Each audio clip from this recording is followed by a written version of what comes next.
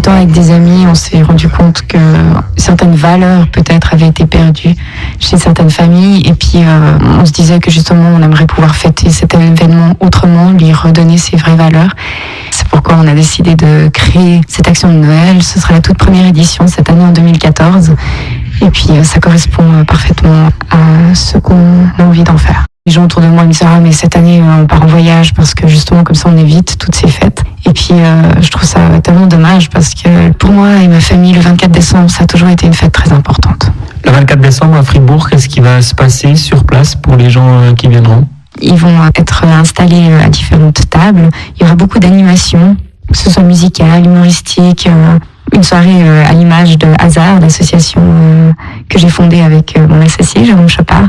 On invite les gens à manger. Grâce au Camion Rouge, on va leur offrir des hot dogs, mais des hot dogs 5 étoiles, les premiers hot dogs de Noël.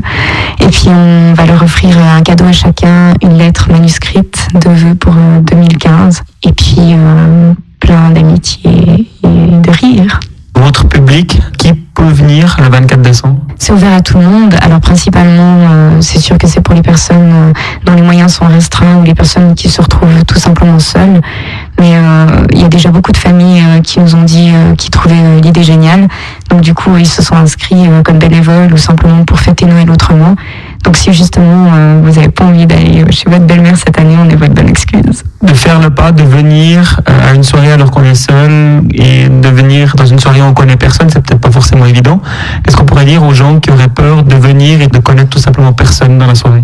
C'est ça qui nous fait un peu de soucis parce qu'on a peur que justement les personnes qui aimeraient venir se sentent stigmatisées. C'est pour ça que justement c'est ouvert à tout le monde et puis j'ai simplement envie de leur dire que nous on y sera. On va fêter Noël entre amis et puis c'est l'occasion de rencontrer de nouvelles personnes. On aura des activités, des animations pour briser la glace, donc vraiment personne ne sera seul et je trouve que le 24 décembre ça devrait être interdit d'être seul. Pourquoi Martine ? Parce que c'était une personne exceptionnelle qui malheureusement est partie beaucoup trop tôt pour réaliser son rêve. Chaque année, le 24 décembre, ma maman, Martine justement, elle invitait des gens qui étaient seuls, des gens qui se connaissaient pas. Donc on avait toujours des grandes tablées avec beaucoup de monde. Et puis c'est vrai que voilà, elle offrait un cadeau à chaque personne. Elle leur écrivait des cartes. Et je me souviendrai toute ma vie de ces étudiants qui n'avaient pas de famille. Elle travaillait à l'université justement, donc elle en accueillait plusieurs.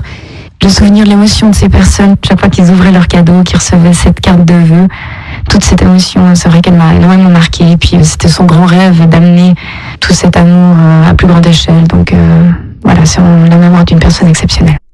Chestnuts roasting on an open fire, Jack Frost nipping at your nose, Yuletide carols being sung by a choir, and folks dressed up like Eskimos.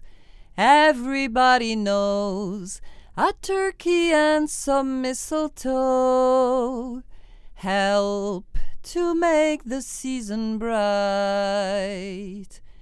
Tiny tots with their eyes all aglow will find it hard to sleep tonight. They know that Santa's on his way.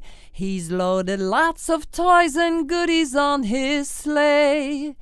And every mother's child is gonna spy to see if reindeer really know how to fly.